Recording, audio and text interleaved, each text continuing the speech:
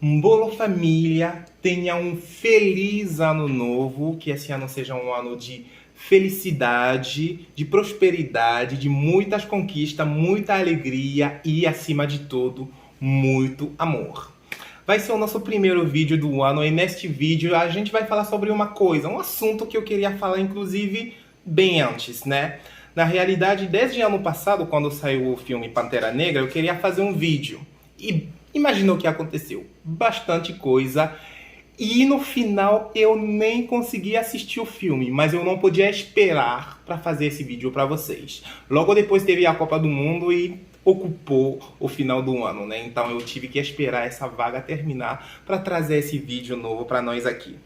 E hoje eu vou revelar para vocês algumas coisas reais que a gente encontra tanto no Pantera Negra 1 e no Pantera Negra 2. Sendo que o que eu vou falar aqui para você nunca vai dar nenhum spoiler pro Pantera Negra 2, porque eu nem vi, mas são coisas assim que eu vou te mostrar baseado no trailer que já pode te explicar algumas coisas reais da cultura africana. Vamos lá? Acorde! Uso! Acorde! Uso!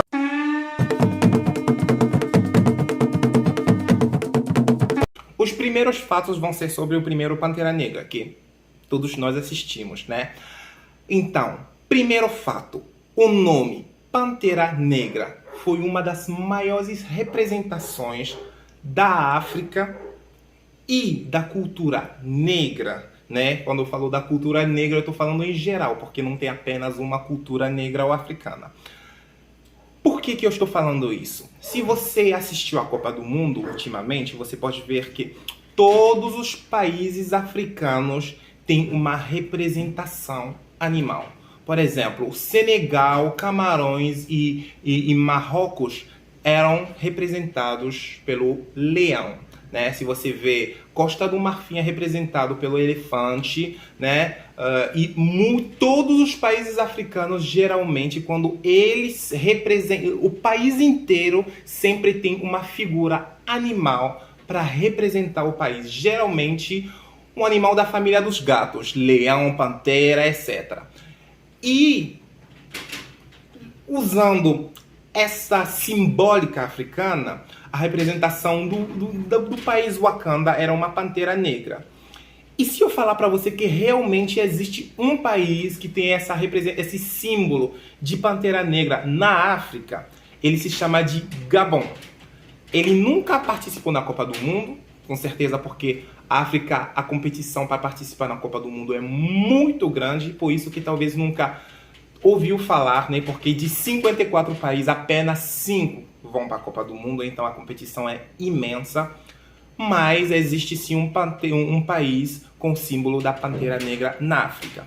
E outro símbolo que podia representar a Pantera Negra, dessa vez, usando a cultura preta nos Estados Unidos, né? O grupo Pantera Negra foi um dos primeiros grupos revolucionários a reivindicar os direitos iguais dos negros e dos brancos naquele país muito marcado pelo racismo. A segunda coisa que você pode ver no filme Pantera Negra, que se refere literalmente à história real da África, é o exército de mulher no filme Pantera Negra, né? Eu já fiz um vídeo sobre Ata Siangbe, que era a pessoa que criou aquele movimento lá no Dahomey. E o filme Pantera Negra também temos essa representatividade do exército feminino. Só que na diferença do filme A Mulher Rei, no Pantera Negra é um pouco mais realista. Como assim?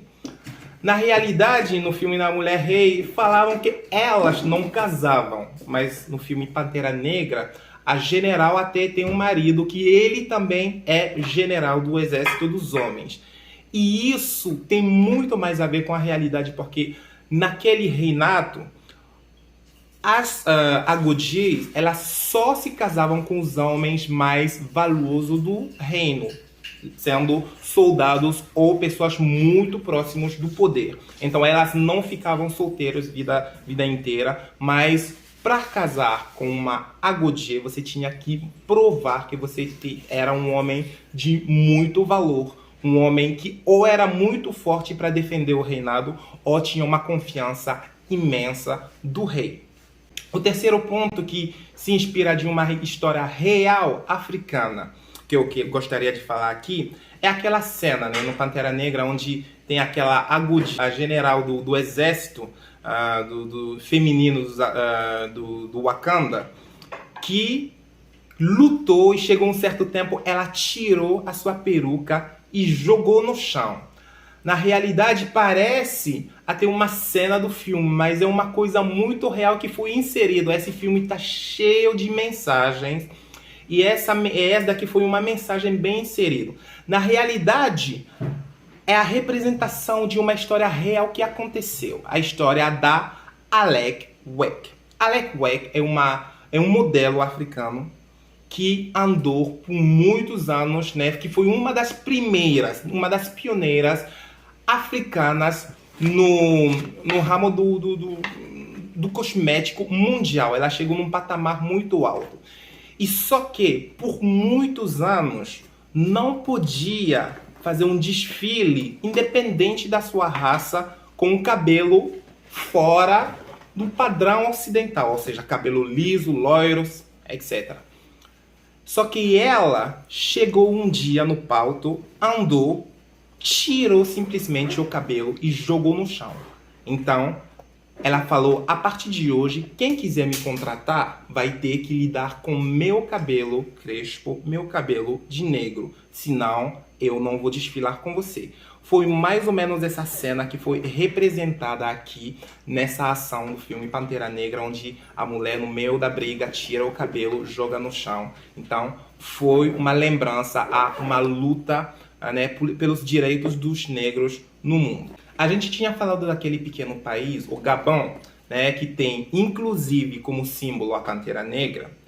Agora, neste filme ainda tem, tanto no primeiro quanto no segundo filme, uma representação muito grande daquele país. Na verdade, você lembra daquele momento onde o rei passa por aquele ritual onde ele tem que esmagar uma flor, tomar uma bebida que sai dela e depois ser enterrado e falar com os ancestrais. Na realidade, é um ritual que se passa naquele país que eu chamei de Gabão. Um pequeno país da África Central, de mais ou menos 2 milhões de habitantes. E até hoje existe esse ritual na floresta equatorial que se encontra naquele país.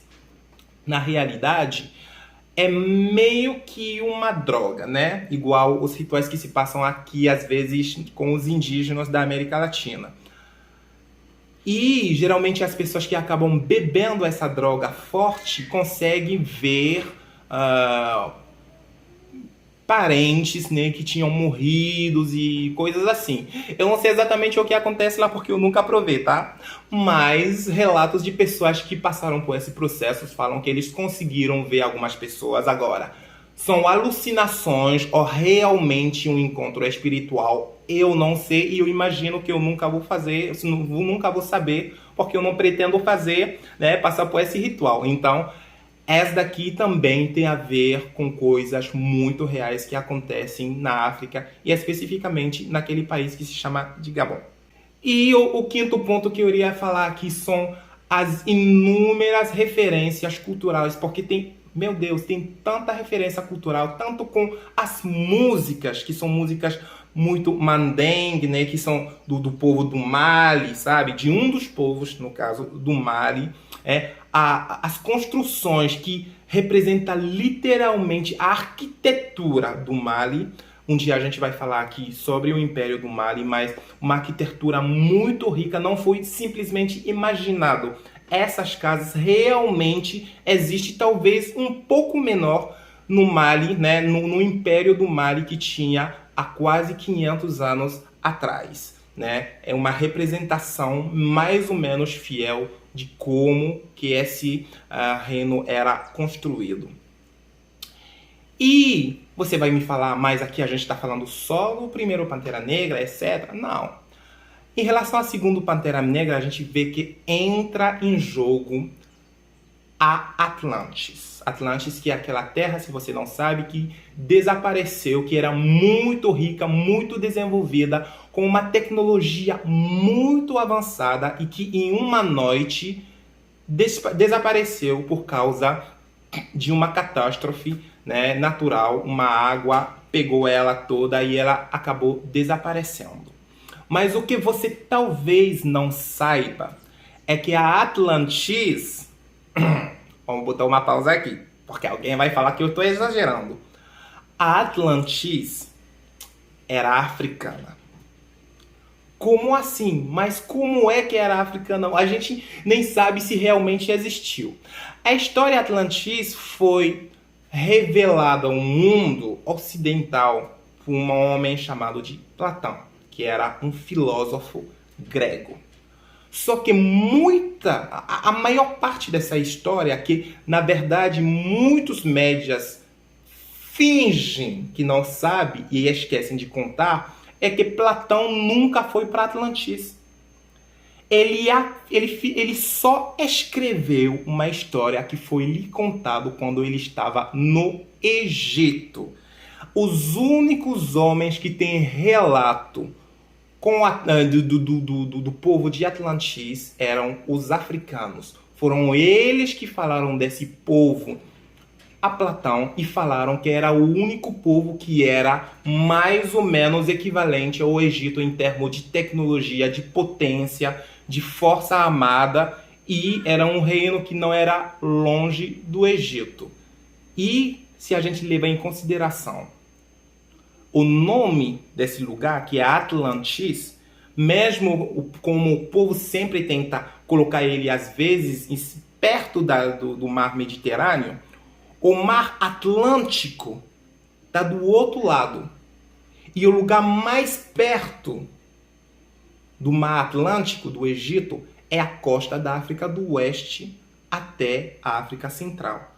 Então, provavelmente, o Atlantis, né, a terra de Atlantis, ou Atlantis, eu não sei como se fala muito bem em português, se tivesse existido, estaria mais ou menos na parte da África do Oeste ou da África Central, uma ilha perto de lá, né, onde eles normalmente estavam vivendo.